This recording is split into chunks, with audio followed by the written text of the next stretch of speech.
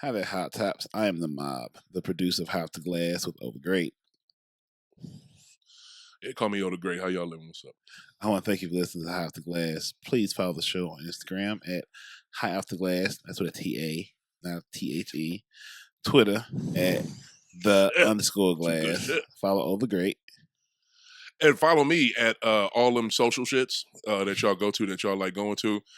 My producer getting this sip on. Just follow me there if you want. If you don't, that's cool too. But check out the show because you'll love it. It's dope. Also follow the show on Facebook at Half the Glass. Email the show at halftheglass at gmail.com. Please subscribe to the show. Enough for me. I think it's. He's dying. I'm dying. This is some good shit. Holla back.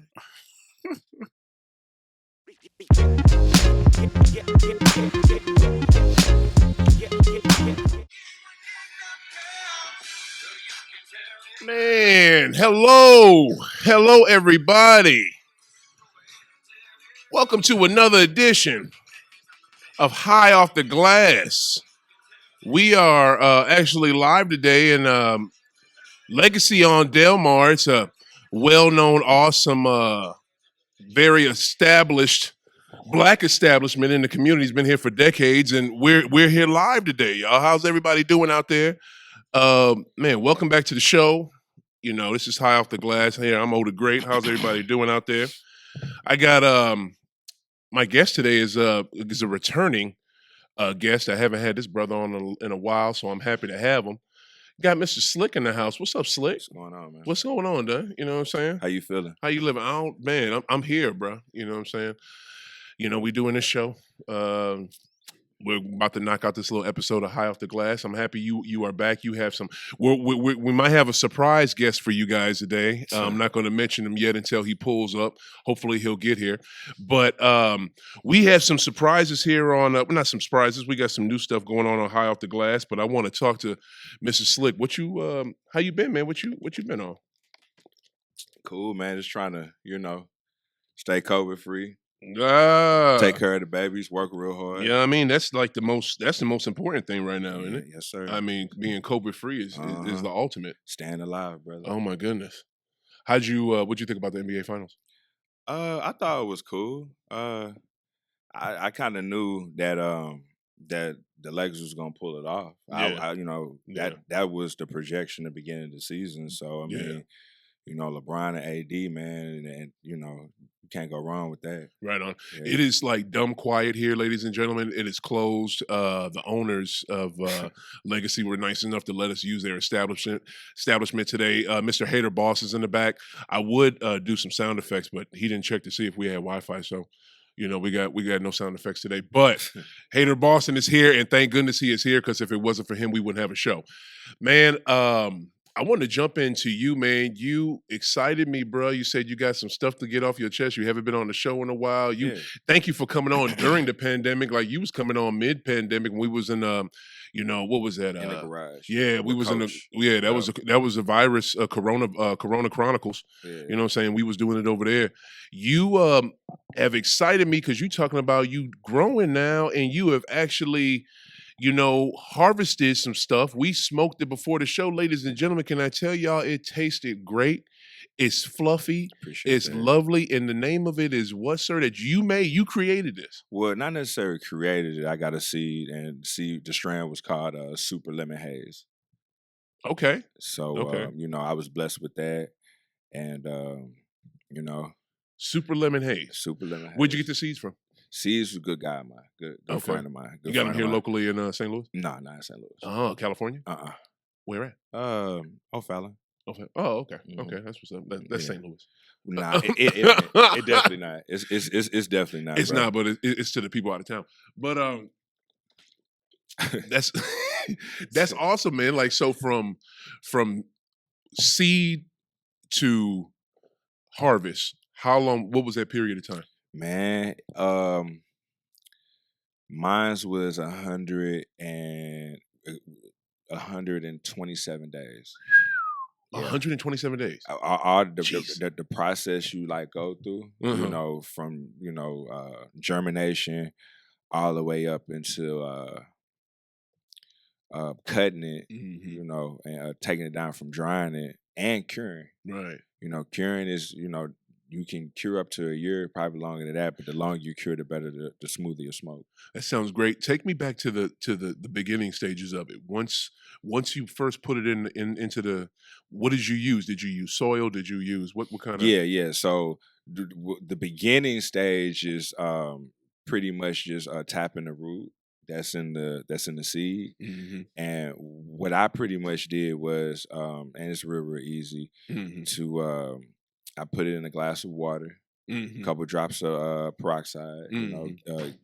get some of that bad stuff up off of them, Mm-hmm. get them soaked and stuff like that. 24 hours, you come back, Okay. see if it's sunk to the bottom. Wow. Then what you do is you dump the water and the seed onto a paper towel, and you kind of like, you don't want to drench it, but you want to soak it, get it nice and wet, right? The seed in the water, fold the paper towel up, you put it in like a plastic bag, and you set it in a dark, cool area for about like 24, 48 hours. So you may tell me, when you first start off with this and you have your seeds, you don't go right to dirt. You go to a paper towel. You have to wash them first. Well, what you're doing, you just pretty much getting soaked and make sure the root is being tapped. Okay. You know, make sure there's a root up in there and it comes out, you know, you good to go. Wow. You know, but it's I'm talking about from you know, most people be thinking like, you know, you can just get some seeds and just throw them in the soil, you know, water them and something happen. Yeah. I mean, it's the process how I was taught and what I've been seeing is way more than that.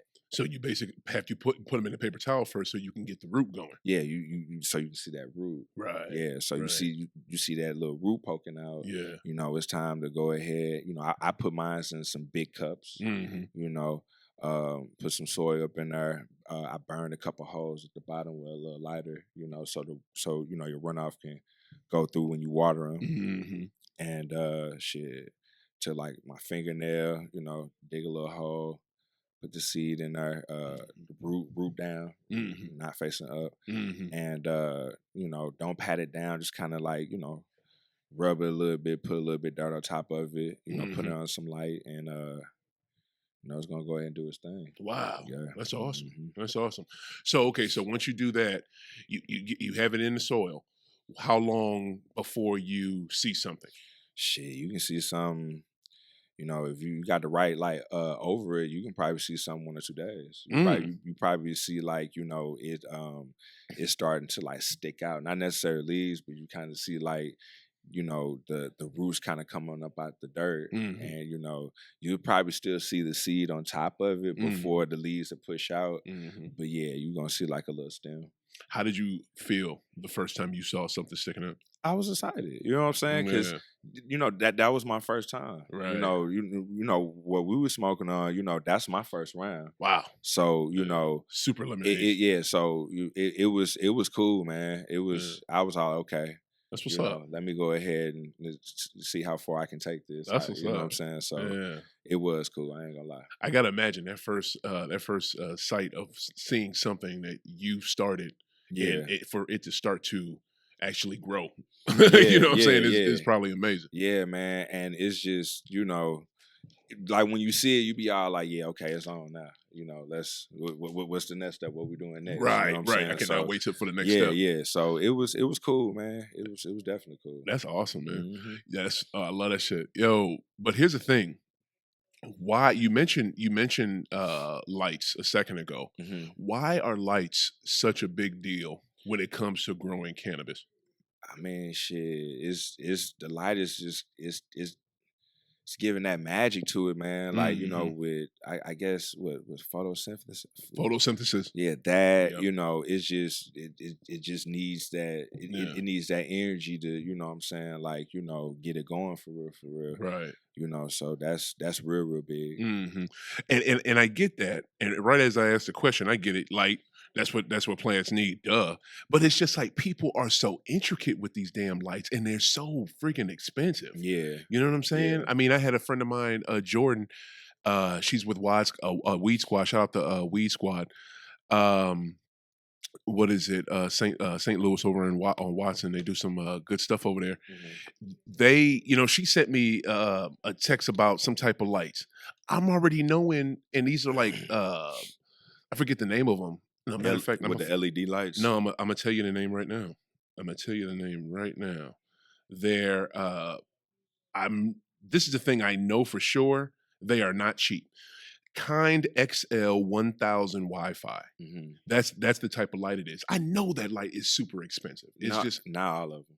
I know, but I'm assuming this one is. You know what I'm saying? That's an assumption until you actually look at the price. Because I'm about to say, not all of them are really that expensive. Oh, they're not. Okay, good. Not for real. So, even if you like when you go indoor, you get a tent. Some of those tents come with some of the stuff that you need. Right. Lights, filter, fan, right, duct. Sometimes they'll come with mason jars. Okay. Just, the more expensive the tent, the more stuff is gonna come with. From what I've seen. Right. Yeah. The tents that come with your supplies, how much are those? It just varies. Okay. I mean, the one that I was blessed with, I was gifted, and shit, I thought it came with everything I needed. I mean, wow. it came with what probably about 90% of what I needed, because you're gonna need the nutrients, you're gonna need, possibly another light. You know what I'm saying? The more light, the better. You don't want to go over 1,000 watts, but it pretty much came with everything what I needed, other than the nutrients in the soil. That's beautiful. Oh yeah, that's beautiful. Definitely. So at this step where you're starting to see, this isn't, I don't want to say what it is because I'm not sure. When you're starting to see some growth, you're starting to see something come up. What happens now? It's just kind of what happens now. Pretty much, you can every couple of days, you give it some water, and you just let the light do its do. Right now, you're gonna be in like the seedling / vegetative stage, and like you're like in the beginning. Yeah. So your light schedule is gonna be 16 hours on, and then 8 hours off. Right. You know what I'm saying? So it needs that that energy from the light, and it also needs to go to sleep. Right. You know what I'm saying? So, right. Yeah. So you want to do that. Until you get to the next stage, your schedule's going to change. Yeah. Towards the beginning, the middle, and the end. Okay. Okay. So yeah, man, that is beautiful. So when do you hit germination stage? I hear so much about that. Germination is the beginning. That's the beginning. Yeah. When you trying to tap the root, that's the germination. That's stage. What you're doing with the paper towel. Yeah, okay. All right. So now what? So after you. I got distracted. What is it?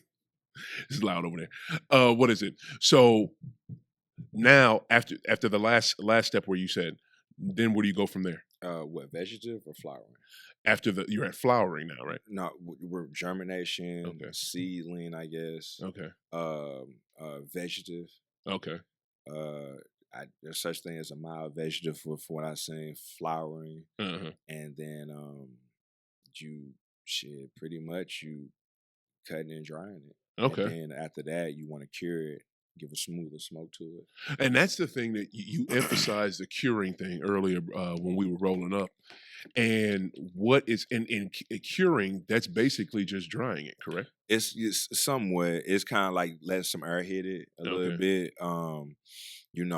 Move it around a little bit. You want to get the right humidity, the right temperature. Keep it cool in a dark place. And you basically just hang it up, and it just it just dries. No. Well, when you're curing, you're putting it in a mason jar. Oh, you know what I'm saying? You're putting it in a container, and you want to get the right temperature and humidity, so your weed won't mold. Right. Your herb won't mold. Right. Yeah. Right. So that's what curing is all about. The drying is just pretty much the flowering is over with. You cutting the branches, you hanging them up in the closet, get a humidifier, and just pretty much just keep that running. I say between like 60. I think like 65 humidity. Keeps the moisture out there. Okay. Yeah, it's just so it'll dry properly. Right. Then after drying, of course, it's curing. Right. Yeah. Okay. Wow. Okay. And then you want to, it's almost like with anything, like with wine, like anything that you let sit for longer, the better it is. If it's just sitting in the mason jar, and it's just that's a curing effect. How does air get to it? I mean, I know some air has to get to it, and then again, how long do you have to just let it sit there and not do anything to it? So curing is not just putting it in a mason jar and just let it sit.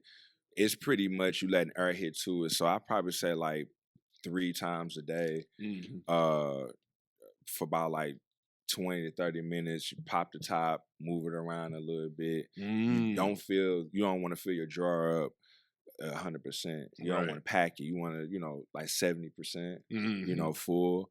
Let some air get to it, pop the top, let the temperature, in the room get to it a little bit for about like 30 minutes. Okay. 3 times a day. And you can do that, I think, up to like a year.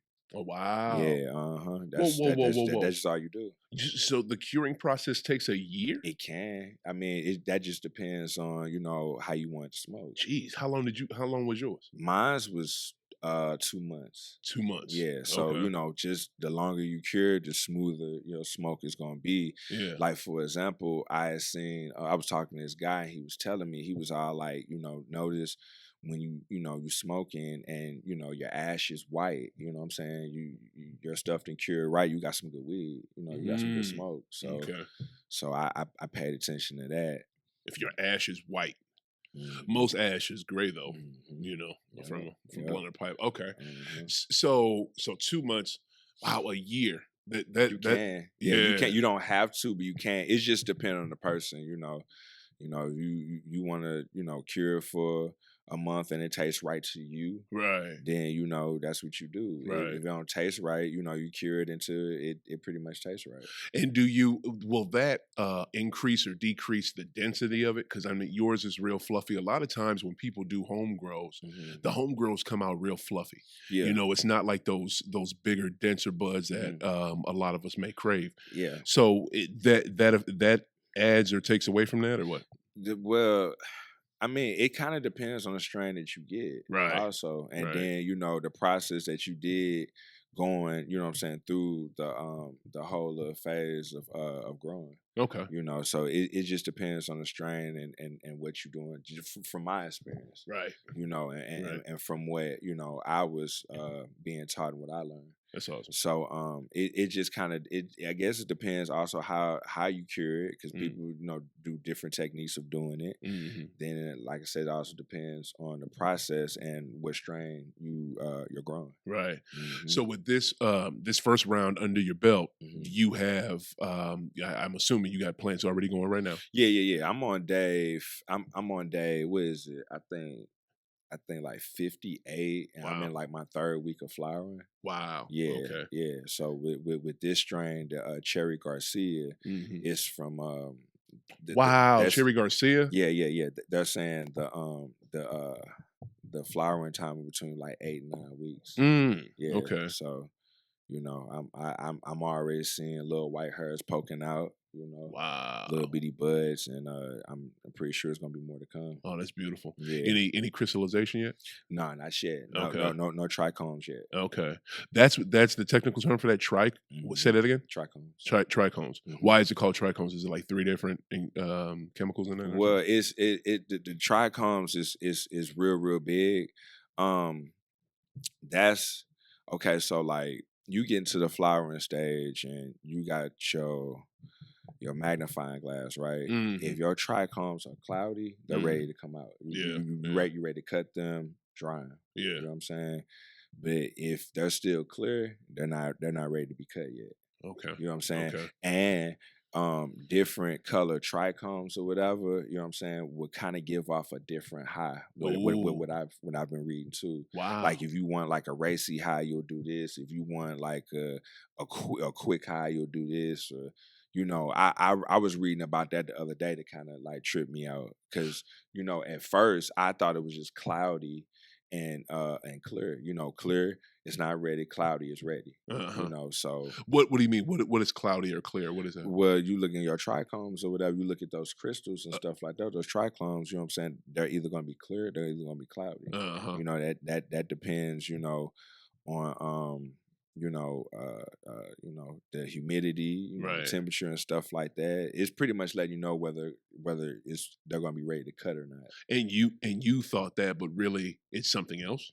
Well, as far what you mean? Well, you said that what is it? It's either clear or cloudy that lets you know if it's ready. Right. But you said that sometimes people can manipulate those, Yeah. and you'll get different effects from it. Well, yeah, I've seen. Well, from what I read,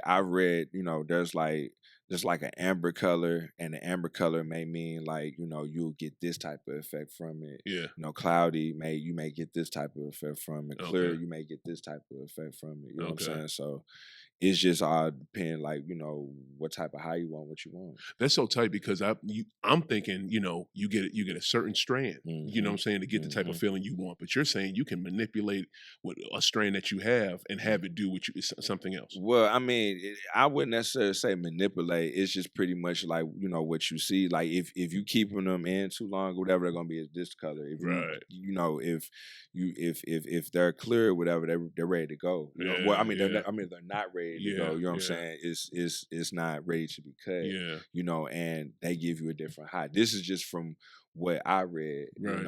but I still got to do a little bit more research because I'm still a beginner. Yeah. You know what I'm saying? No, but you're the grower, so basically you can control how you want this plant to be. You know what I'm saying? I mean, any how much you exactly how much you gonna get. Any aspect of it, you control that. That's the awesome part about that. You know what I'm saying? Yeah. Yeah. I mean, shit. I think that's dope. What? So you got the Cherry Garcia going now, and how long do you think before you're at flowering? When do the next step from that's harvest?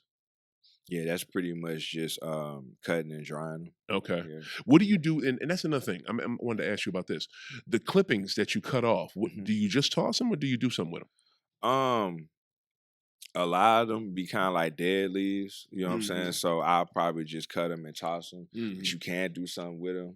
My guy was telling me you can do something with them, but Right. I was trying to make my buds look all pretty and stuff while they was drying. So I was trying to give them like a little, edge up and stuff like that. Yeah. I really wasn't worried about, what you can do Mm-hmm. with the rest of it. I'm sure there is. He told me, but I don't remember, but I'm sure there is. Yeah, because I feel like you can, use those to, I think make tea. What is it? Maybe use them, convert them into hemp. I mean, you can use those for so many different, there's so many different uses for those. Yeah. I'm sure you can. Yeah. But with me being my first time, I was ready to smoke. I wasn't worried about that other shit. Right. I was like, let's go ahead and get this shit dried out. You know what I'm saying? Yes, I want to sir. smoke this shit. I was just tired of buying from others. You know what I'm saying? So I was like, man, I want to see how my shit is. Yeah. And I was kind of anxious because I was like, man, I hope I ain't growing no fucking Reggie, man. You know what I'm saying? For real. My man was scared. Yeah. Man, nah, man. But the guy, you know what I'm saying? For those of you that don't know, Reggie is also what did we used to call it? Just regular weed. No OG to it, no Kush, no kick, no nothing, no loudness. Reginald. Just regular weed. Just that plain ass shit that It's people out here that still smoke Reggie. Oh hell yeah, old people.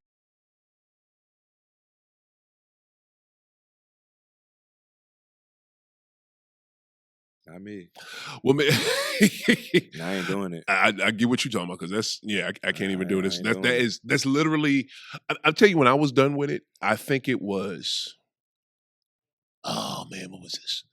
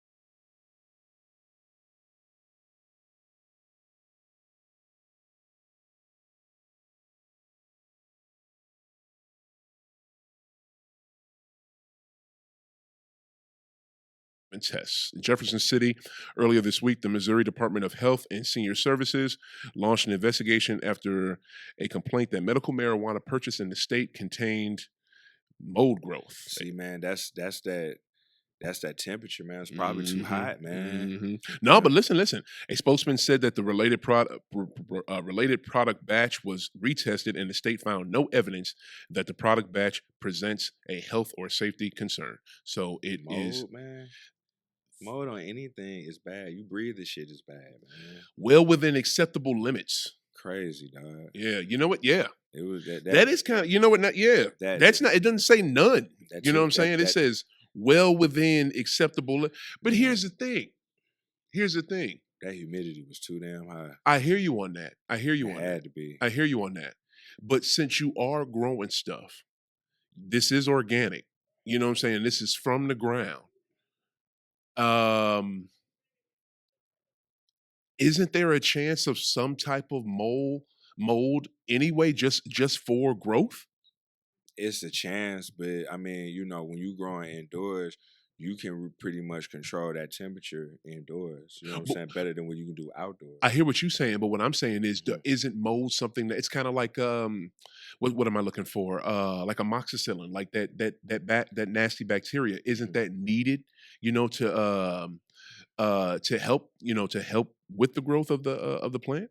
Man, from what I know, you know, you don't want any mold I don't at want all. Any mold on my shit. Okay. You know what I'm saying? Okay.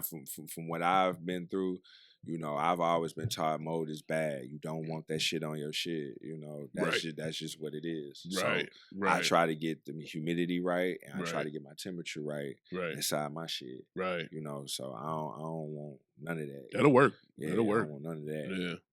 All right, well, shit. I mean, that makes sense because Lord knows when you smoke it, if it does something to you. And see, and that's when I guess that's when them shrooms come in. That, you know, people love that. I'm about to say, man, you don't want to see none of that on your plant, man. You'll be able to see it, and you gonna, you know, that can possibly ruin the plant. There you go. Listen to Slick, y'all. If you see it on it, get rid of it. Get no mold. Mm-hmm. What? Oh yeah, it's distracting. It's distracting.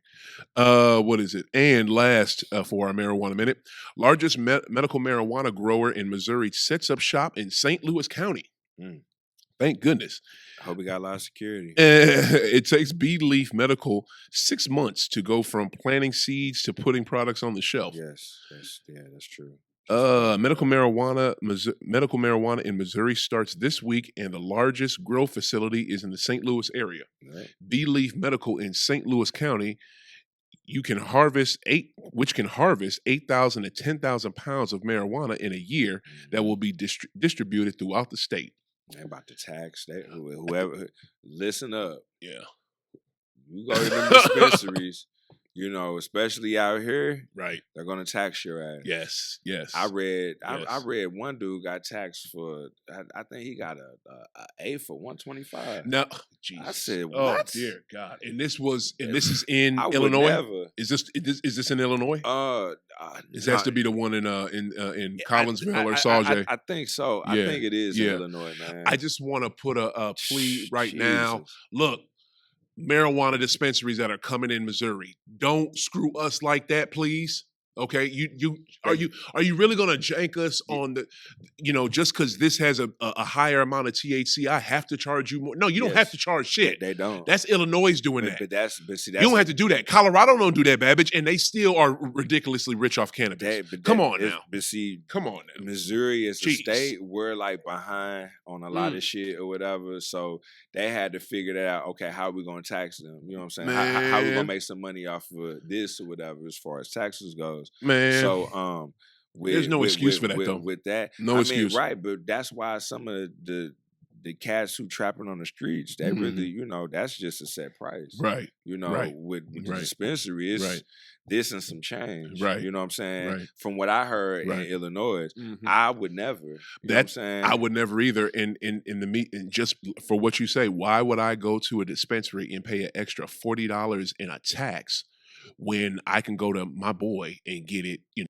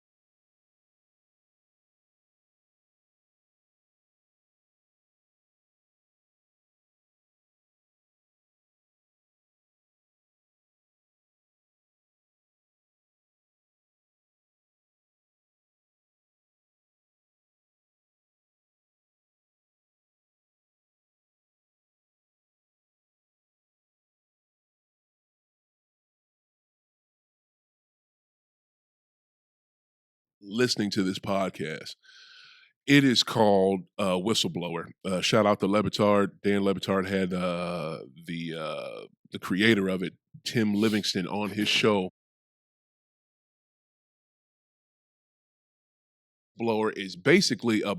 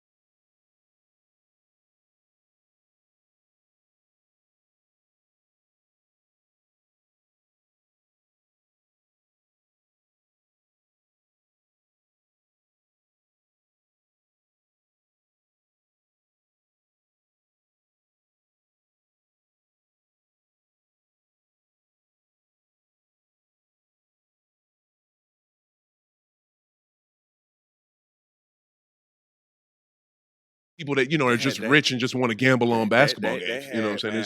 They got that too. Man, that dude just had a gambling problem. He just had a gambling problem. He was greedy, and I think the reason why he fixed a lot of those games and shit like that because he probably had a debt to pay, and it was just like, okay, well, cool, you take care of this, that, and this, right? And that's exactly what he did, man. It's crazy, man, because that 02, what is it, 02 Western Conference Finals with the Lakers and the Kings or whatever. Yeah. Bruh, I'm glad you bring that up. The Lakers was finished. Yeah. You know what I'm saying? Yeah. And I just knew that was going to go ahead and get dethroned, but hell, shit, when you send these motherfuckers so they shoot 18 more free throws. Right. You know what I'm saying? Right. Then, the Kings, man, I mean, it was, I'm telling you, man, once they beat them, I was like, they're gonna win the finals. Because I was already saying whoever came out the West, between these two, they're gonna win the finals, and that's exactly what happened, man. Let me ask you this: do you remember who ref that game? Do you remember the refs? Shit, Tim Donahue was there. That was at that game. He a ref. Here's the thing: he didn't ref that game. He did ref that game. You sure? I'm positive. You sure he refed it? I'm positive. Yes, he did. Okay, because here's the thing: the podcast really goes into. Oh, yes, he did. He did ref that game. I'm tripping. Yeah. The podcast really goes into, yes, Donahue did what he did. Yes, he was messed up. Yes, he was a degenerate gambler. Yes, he was, a shitty person. But he wasn't the only one. Oh, yeah. This was the damn culture. Yeah. The culture was this. Well, they've been doing that for years in college. You know what I'm saying? Yes.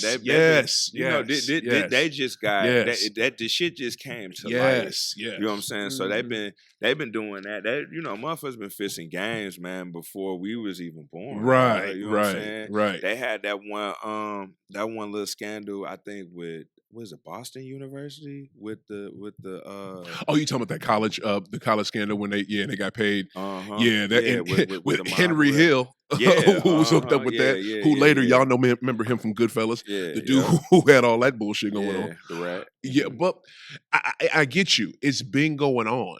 But see, the thing that would happen with Donahue, since he got so sloppy with it, and really Batista is the one who got sloppy with it, because Batista is the reason why the shit even came to light and how the FBI found out about it, because the dumbass had a horrible drug problem and was a ridiculous gambler, and was in completely over his head, and that's what brought light on them. If there was no light brought on them, bruh, it would just be a running joke between, or just an afterthought between, you know, players, coaches, basketball people, and fans. Like, it would be something we all knew, but we wouldn't have any type of confirmation. This is damn near confirmation.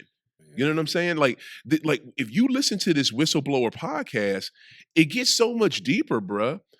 It almost, if you listen to it, they lay out how David Stern, my favorite commissioner ever in professional sports, Really? probably, hell yeah, David Stern spearheaded the NBA out of, see, look, you forget, fam, you forget. When you were being born, the NBA wasn't what it is now or what it was in the 90s, fam. It was a whole lot different. NBA finals were not live. Playoff games, some were not, but they weren't live. You know what I'm saying? It wasn't everybody and their mama trying to use the NBA to market things and players. It wasn't like that. The league had a cloud over it. You know what I'm saying? The league had, you know about that, right? Man, look. I looked at him side eye once he vetoed that trade for Chris Paul going to the Lakers. You want some more personal shit. Okay, you want some more personal stuff. And the reason why, man, because it's just like, you know, how you gonna veto that trade? Nobody tripping off that one damn trade. But shit. Only people that's tripping off it is you, Faker fans. Nah, but the thing is, I'm not a Laker fan. You not? I'm really. I don't even really trip off the NBA into the playoffs. You know what I'm saying? I fuck with college. You know that. You know what I'm saying? Yeah. But it's just that I didn't like what went on with that when, you know, you had the advantage for the Lakers, but, you know, look,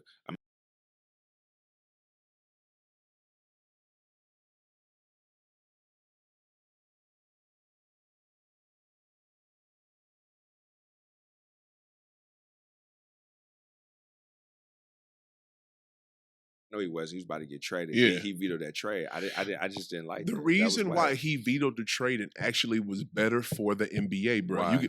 I'll explain. The reason why he did that, right before it, they had just settled a new CBA. The new collective bargaining agreement was supposed to, listen what I'm saying. I know what half of what I'm saying is going to sound stupid as fuck, but it's the truth.